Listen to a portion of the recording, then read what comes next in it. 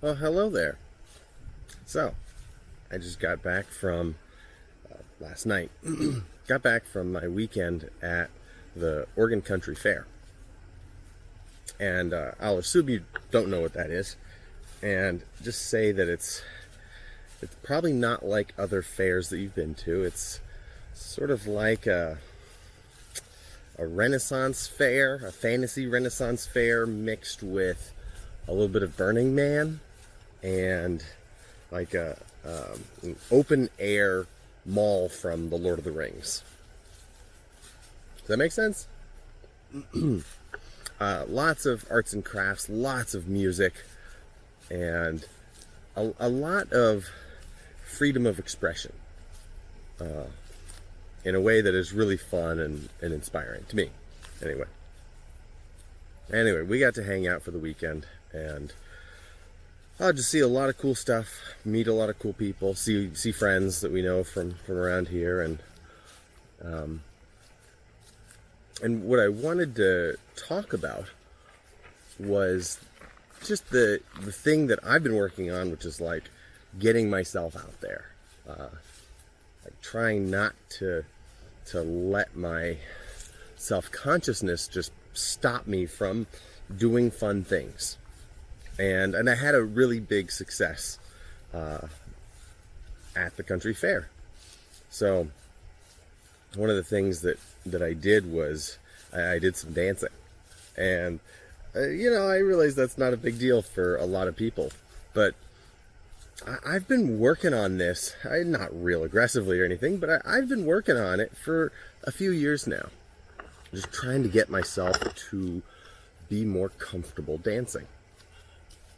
And to give a little bit of backstory,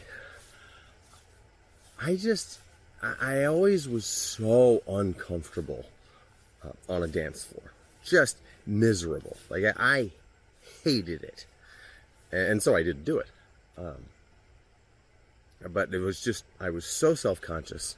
I didn't know what I was doing. There was no way I could possibly be tuned into the music and not be thinking about what everyone else is doing or what I'm doing and how it looks to them and all that. It was just impossible for me to get out of my own head.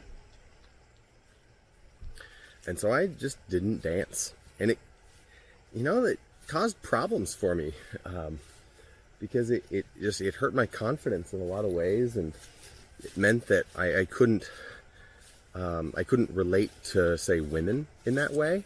And that was a problem. I remember I had a girlfriend once, and there was this time we went to a wedding or something, and she wanted to dance, and I just couldn't do it. Like, I tried a little bit, I just had to stop because it's just like so uncomfortable for me. And that, it made her annoyed, and then she, still wanted to dance, and so she's dancing with everyone else and having a ton of fun and dancing with, like, another guy, and she's having a ton of fun with him, and that's just crushing me. And oh god, so I developed this history of things kind of like that, where I just kind of got bitter towards dancing.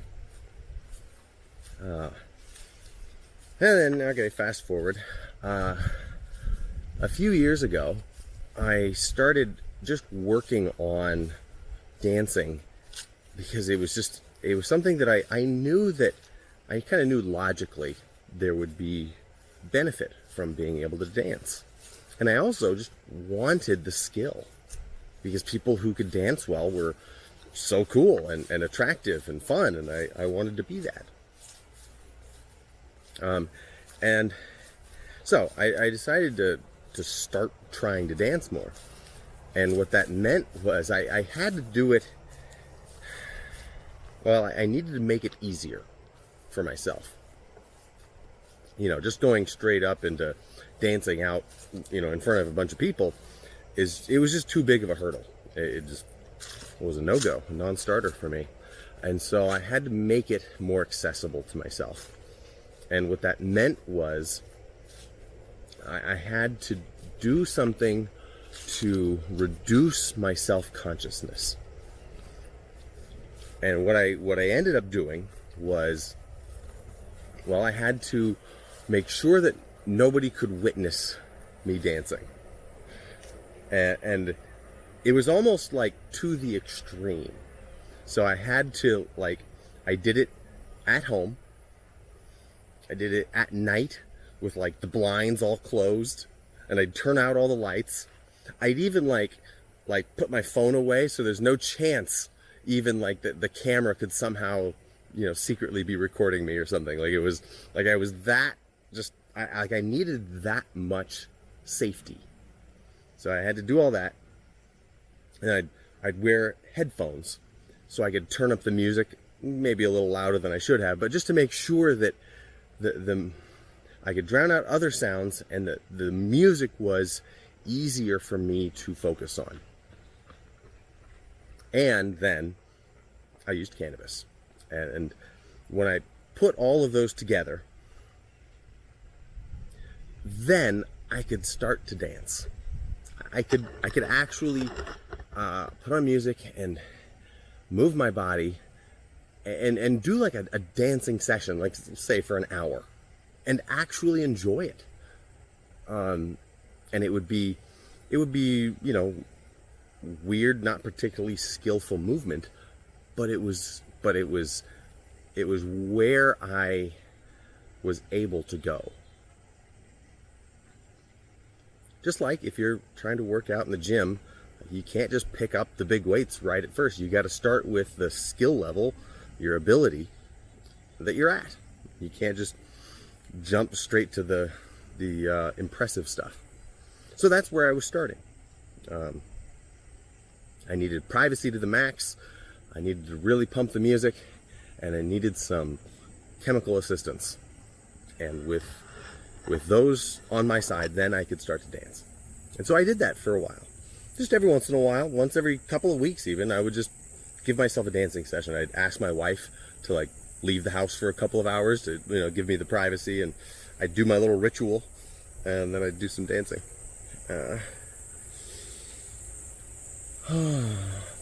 And it didn't really progress beyond that. Like, I did that for a little while, but I didn't really intentionally set out to progress it into dancing, you know, out in public. But I did get more comfortable with moving my body like that. And now, you know, since I've been doing this emotional exploration and development work on myself, I'm finding my confidence is going up. My confidence across the board is going up. My comfort level with things is going up. Anyway, so I was at this, you know, giant party out in the woods, and they had multiple like concert venues and everything, and this one area called the Dance Pavilion, where they were hosting all different, you know, musicians and bands and things, and lots of dancing. And I got out there and did some dancing, and well, not only did I get to enjoy it, you know, like the benefits of dancing were outweighing my self-conscious costs of dancing. So not only did I get to enjoy it, but I was able to put enough of myself into the effort that I would look around occasionally and make note, specifically of the other men that were dancing at the same time. That'd just be easier for me to compare myself to them. And I was kind of comparing how I was moving and the amount of commitment I had to to losing myself in the music. And I was just comparing myself to the other guys that I could see. And I'm kind of shocked to say it, but my dancing was at a higher level of commitment. Does that make sense? Like I was putting more into it, and I was perhaps to an outside observer more confident than all of the other guys that were dancing. And that's just crazy to me, because it was not very long ago that I just would rather, gouge my eyes out with a stick than dance in public. And in this was broad daylight, I should add. Like, this isn't like middle of the night with crazy lights where you can, more easily let go. This was just middle of the day. Like, this is probably like noon. And there was no hiding at all. So it was totally out in the open. And I got to dance. I got to enjoy it. So that's such a huge win for me. And it makes me a lot of things. It makes me happy. It makes me proud that I have been going after it, and something, it's something that I've wanted to be able to enjoy. And so I get a lot of good feelings now that I feel like I've broken through a threshold in being able to enjoy that kind of movement in a public way. And I wasn't even using drugs. I was stone cold sober. So to go from needing to like have the house totally to myself, lights off, blinds closed, with headphones on, smoke a joint, and do all of that just to get myself excuse me, just to get myself to be able to dance, to this where it's broad daylight, people everywhere, eyes on me inevitably, and sober, and just being able to actually enjoy the music and enjoy finding ways of moving that jive with that music. I'm fucking proud of myself. I'm so happy about that. Oh, there were a lot of other cool things about the fair, but that's the one I wanted to talk about for this session. So I want to explore more. There's some regular dance meetups here in my city. It's my city, including ecstatic dance, which I've gone to a couple ecstatic dance sessions, and it's definitely helpful for me to be able to dance in that context. And if you're unfamiliar, it's ecstatic dance. The way I understand it is, it's the opportunity to dance with other people, but at the same time as other people, not necessarily with other people.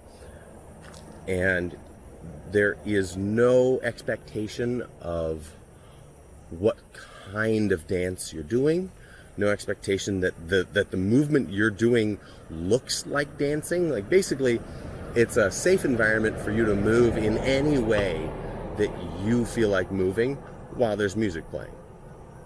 So it's a hyper safe environment to go and move your body, and everyone is expecting there to be, odd movement, unskilled movement, emotional movement. Maybe you're really angry and that's going to come out in your dancing, or maybe you, whatever. Like, it doesn't matter, and it's okay, is kind of the bottom line. So I can go to those once a week if I'm, available and everything. And I can always continue to dance at home, by myself, whatever. But I'm just excited about the prospect of more dance in my life. It's an amazingly deep subject, and the emotional and physical value that it holds, I think, is. I don't even know if it has a limit. Like, it's plenty of people can lose themselves in a career of dance, and probably not ever feel like they've maxed out their benefit from it. So it's cool stuff. All right, I'm gonna wrap it up there. And I think I just so you have a very rough picture of one little snippet of what the fair looked like, I'm gonna tag on a little bit of video. Actually, I'll make it its own video. I'll do its own separate video, separate posting So it's just a video of the fair, and it's just a few minutes of a little snapshot in time of showing some music and a little mini parade that went through it and cool stuff like that. And you'll get a rough idea of what it looked like there during the day. So, check it out. I will see you next time. Thank you.